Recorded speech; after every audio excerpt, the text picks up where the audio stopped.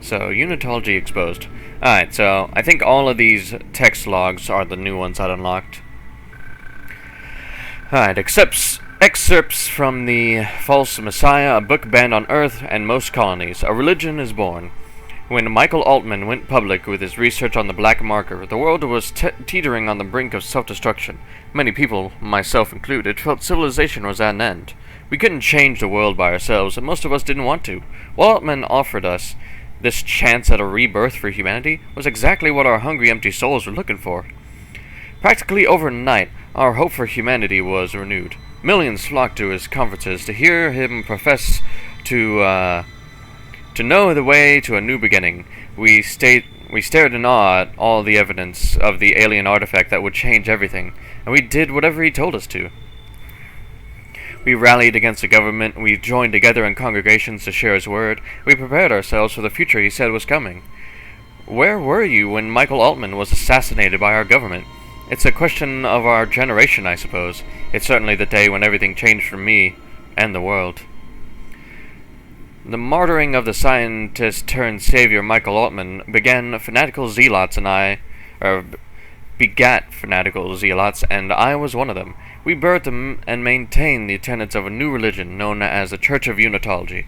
I was only a follower, but I was suddenly part of the biggest social movement in history. The riots that followed and the crippling of our government made us realize we finally had the power to change things. No one knows what is contained in the black marker. Some claim it contains a genetic string that grants immortality through gene therapy. Others says it contains the DNA of an alien life form. Even Altman confessed to not knowing exactly what it is for. The marker has been used to form the basic doctrines of the Church. As claimed in the popular book, death is only the beginning. Humans will learn that by death of their worldly spirit, they will be reborn in unity as a stronger, unending community. Unity is forever. Death is an important event in the journey of a Unitologist, and seen as a necessary step to being reborn. The body is considered holy, and it may not be cremated or be allowed to decay on the ground.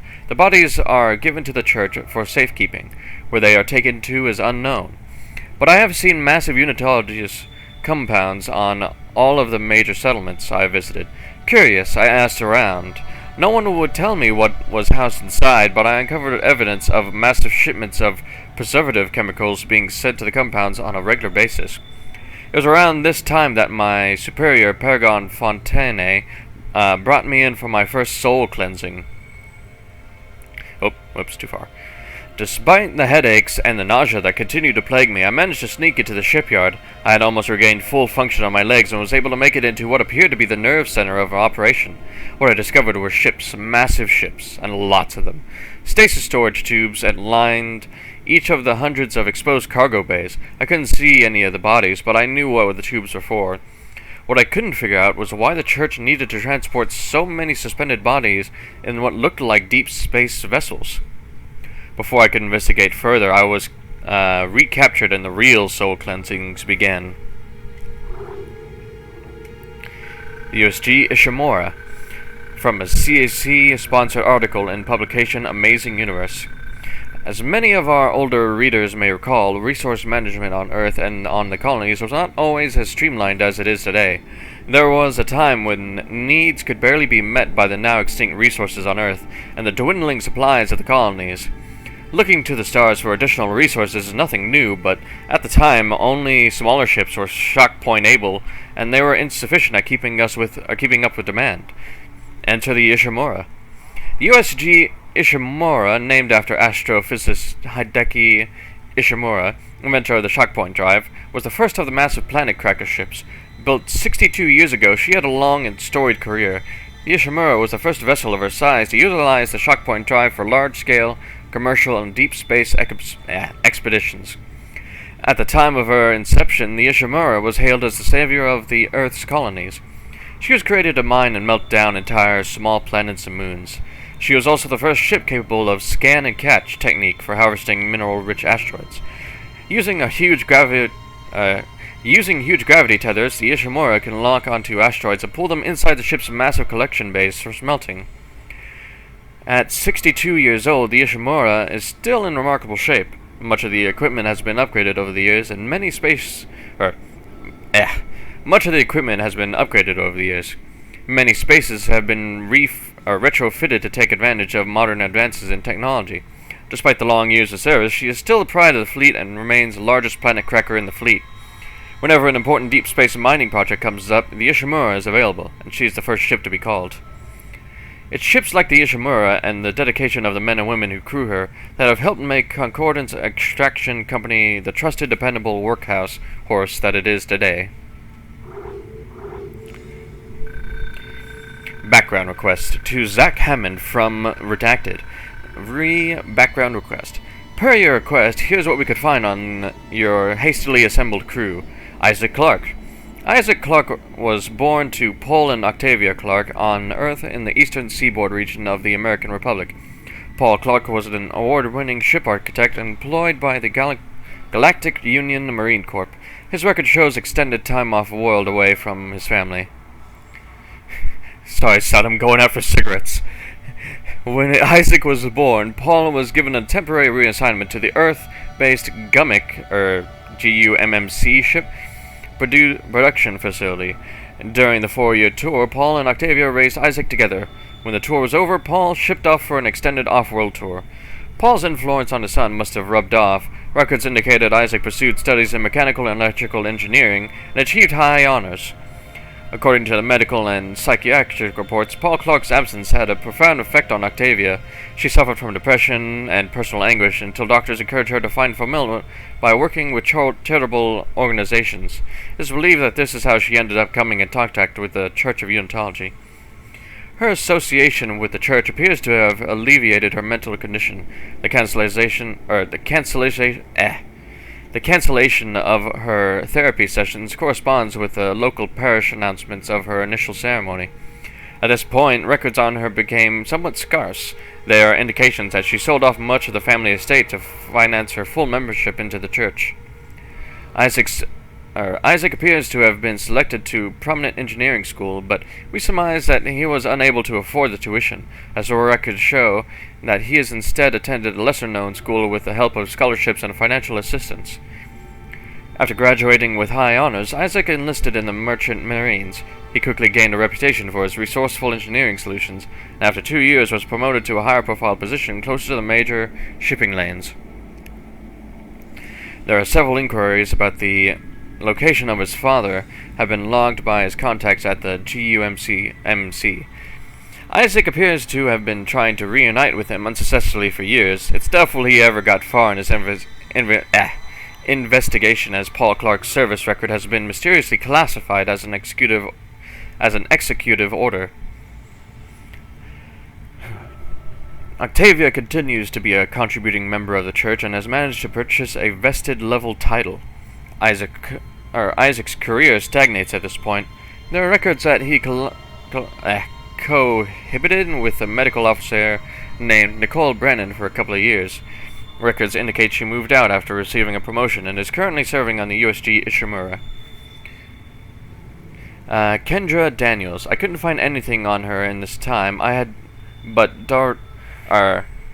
couldn't find anything on her in the time I had, but Dalton swears by her. She is on the mission with his recommendation.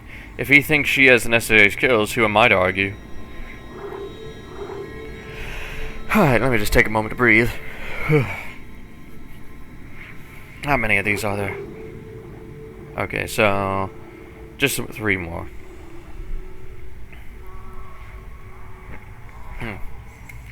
Planetary Mining. Let this load itself out. Excerpt from the CEC shareholder information packet on planetary mining. Planet cracking. Planetary mining is quite literally the dismantling of planets and moons on a macro scale. Entire worlds are fractured to reveal the rich seams of valuable minerals contained inside. Despite environmentalist concerns, the operation is perfectly safe and is the only way to extract the necessary resources on the large scale required to supply Earth and the colonies. You may have read reports that claim the destruction of a planet can destroy an entire solar system due to the disruption in the gravitational forces that hold each celestial object in orbit. Some of the wider reports claim this causes the whole system to spin out of control and causes planets to smash into each other.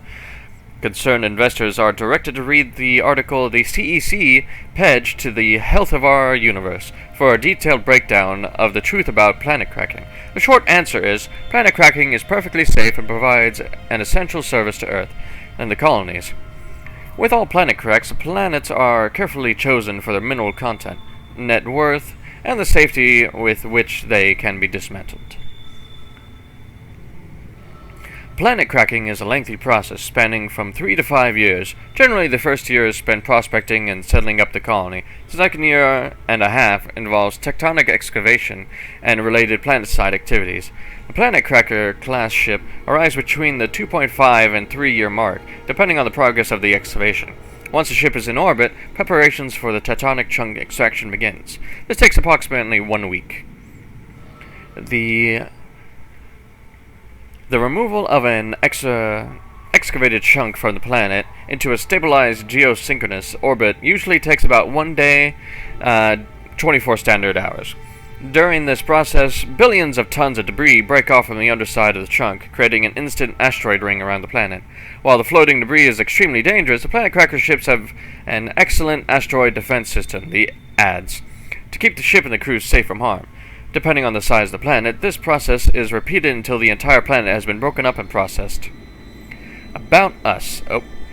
The CEC is the largest solar mining and extraction company in the Earth colonies. It is also the 5th largest company in terms of market capital, and it has become a powerhouse of industrial might and an influential political force, with a generous budget allocated to election spending. The CEC has always been able to maintain and improve its market position. The CEC owns over 400 deep space vehicles, including 5 planet crackers, with the famous USS Ishimura as its flagship. The CEC was the first to develop deep space mining, asteroid catchers, and was the first to implement shock point drives for the commercial use. We are the largest supplier of precious metals. Out of over 3 dozen planet cracks, only 1 operation has met with less than optimal results. Many remember the walnut disaster. Many remember the walnut disaster 11 years ago, wherein a planet cracker, 3 supply ships and a colony were lost due to a gravity tether failure.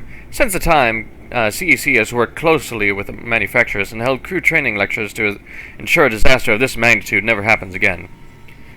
You know, we just, blew up an entire ship of people, an entire colony of people, and probably a planet. But we promise it won't happen again.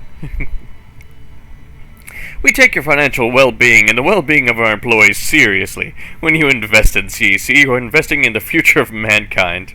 Yeah, of course. Recombination Study.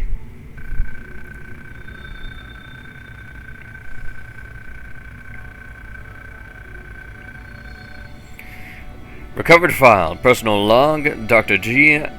Abernathy, automated transcript, restricted access, maximum encryption. Day 3 of quarantine for the former Doctors Clifton and Hogan. The infection is spreading quickly through Dr. Clifton and Dr. Hogan. Appears unaffected at this time. The chest of the corpse has started to expand, like it's taking a deep breath. Something appears to be happening under the surface of the skin. The body is convulsing, and a yellowish, briny liquid bursts from the mouth, accompanied by choking noises. There's a crunching noise as the throat bulges and the jaw collapses. The head is splitting apart, reforming now into what appears to be proboscis and feelers. The chest splits among the center now as the flesh stretches and expands outwards. The organs, bones, and muscle bends inwards. The internal organs contort and reorganize themselves into an odd structure, central to which is a massive bladder. The bladder is filling with liquid, some of which can be seen spilling from the proboscis, and I can only assume the two are connected. The legs are quivering as the flesh peels away and meshes with the flesh. The legs are quivering as flesh peels away and meshes with the flesh from the chest region. There is a sudden snap halfway through the process as one leg bends backwards, more quivering now, and the other leg has snapped at the knee. The changes appear to be slowing now. It starts to sit up. The body is convulsing. the legs flopping. It is trying to take its first steps, uneasy at first, but is now adapting quickly. A half-dozen steps, and it seems to be perfectly at home with this new contorted form. The splattering of the glass is making observations difficult. It appears that Dr. Hogan's legs are elongating, and somehow flaying themselves and now twisting with a mixture of his own internal organs into a single appendage, like some sort of tail. His face is contorted, his jaw clenching and unclenching. Several jaw-like appendages are emerging from his ever-widening mouth. His mouth no longer appears able to accommodate the change. His head is splitting, seams bursting. And almost instantly he is perched on his hands, shifting his weight from one palm to the other. He's pacing, circling the room, and he appears to be watching me. He sees me. No. He's fixated on the ceiling now. Oh God, no. He's leaping at the vent with his powerful tail-like appendage. He's striking at the reinforced covering, trying to get it open. I must warn the others. Recording end. Well, that went about how I expected it. The red marker.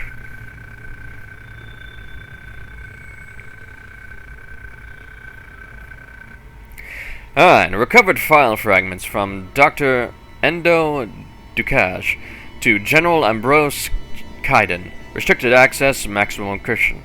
Altman's hasty expulsion from the project is unfortunate. His notes on the black marker appear incomplete, and our findings thus far have been inconclusive. What notes we have recovered appear to be written in a code of his devising. It'll be weeks before we can decipher them. In the meantime, someone has to shut him up. His public outcry about the marker is more than a nuisance. It's a matter of security.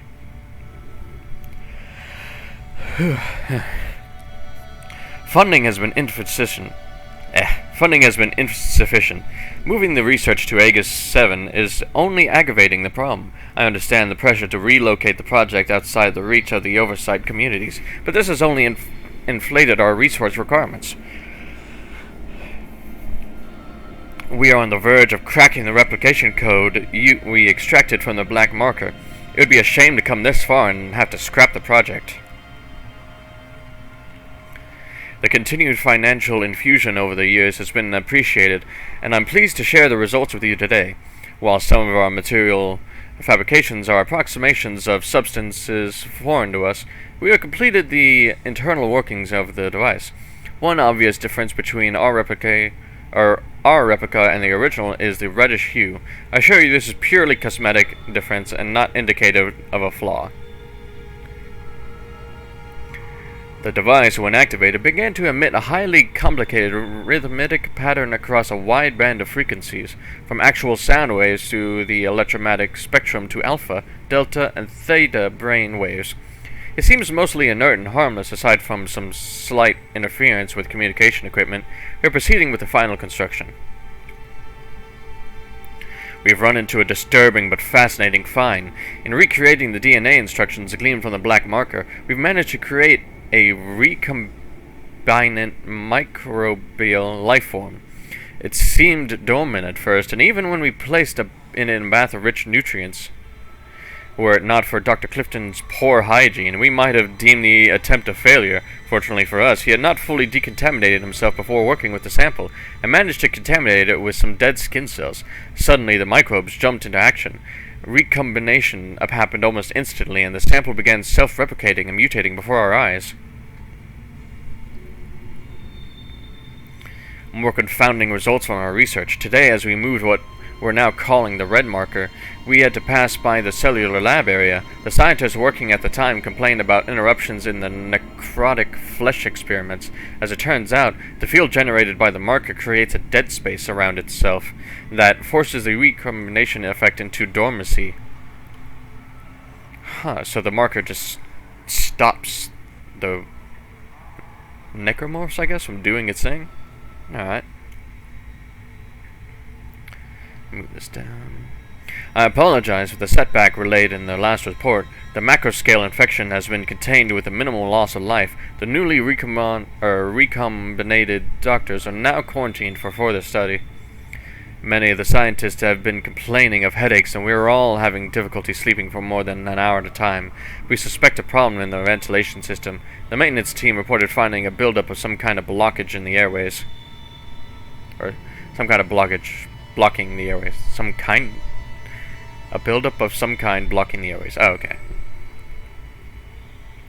The organic mass continues to expand and take over the complex. The recombinated nightmares now move freely through the corridors. My remaining crew is hastily constructing a transmitter for the marker in an attempt to broaden the signal it is emanating. Dr. Foster said the idea came to him in a vision. Our hope is to use the signal to keep the unchecked infection from spreading to the landing area. There is little time remaining. You must send help as quickly as possible. Our lives are in your hands. And that's it. Alright, that was a lot of reading. But yeah, hope you had fun. I'm done with this one. Maybe I'll let you do the next one, yeah? See you.